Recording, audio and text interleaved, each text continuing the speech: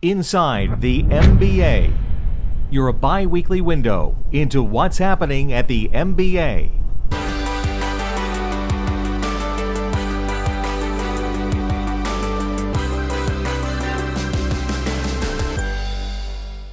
I'm here with Donna Corley, who has just been asked to lead Freddie Mac's single-family business on an interim basis, and it is a huge job. So today we're going to talk about how you go from 0 to 60 when you're tapped for a tremendous new opportunity.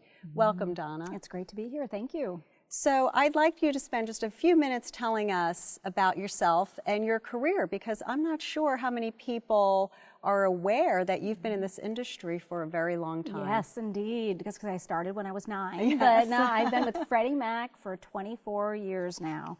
And congratulations. Thank you. It's in my blood. So, I started, in a research area. We used to have an internal broker-dealer trading room back when it was pretty much all men, and there were very few women in leadership roles.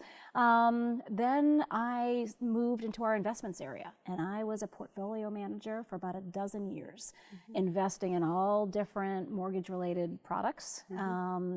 And it was at the onset of the mortgage crisis that I was asked to take that capital markets experience and start heading up the single-family pricing area.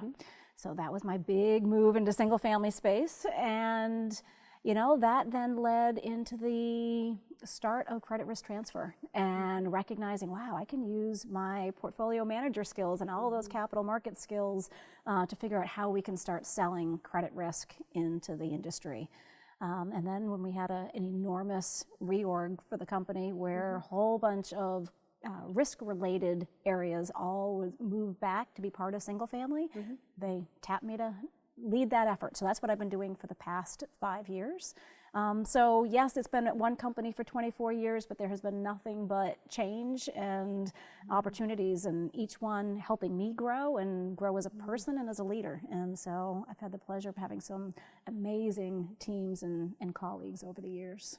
When you're tapped that often, clearly you are standing out, and your achievements and accomplishments are well known within the organization. And it's probably why they tapped you this time to act on an interim basis, leading this very important function. So clearly they knew you were the right person. But I'm going to ask you, it's one thing when Freddie Mac wants you to do this big job. Yes.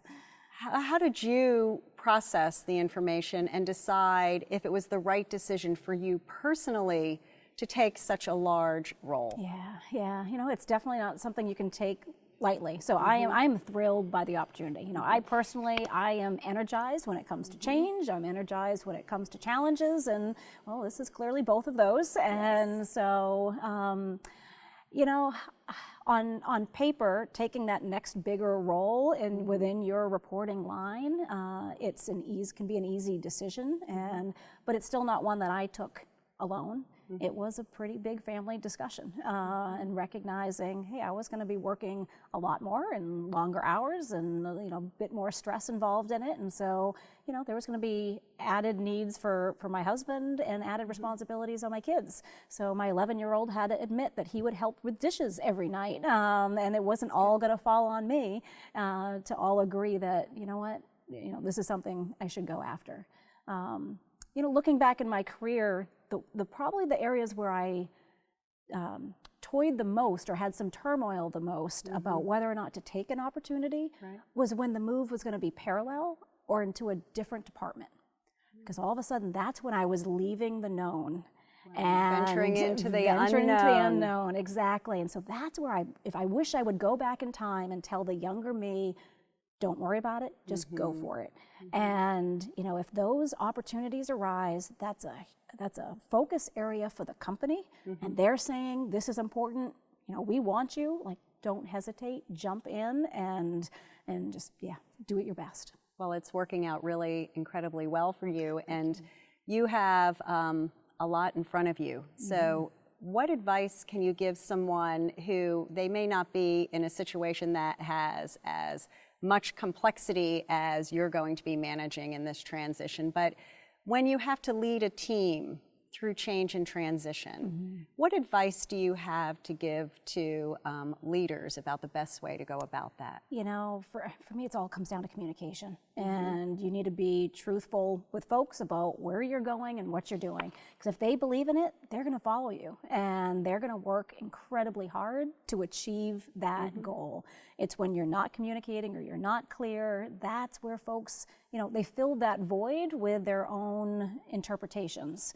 And it's hard for them to really rally around and support. So, you know, I'm not even officially in the job until tomorrow, and yet I've already had a town hall and be able to help lay out that vision and direction for the folks in single family. Yeah. I think authentic leadership is so important, and everything you described sounds like that's the way that you go in and approach things, be open, honest, transparent, keep communication going. Absolutely, yes. And so as these transitions can be stressful at times, and jobs alone can be stressful at times, so what are you going to do to practice self-care?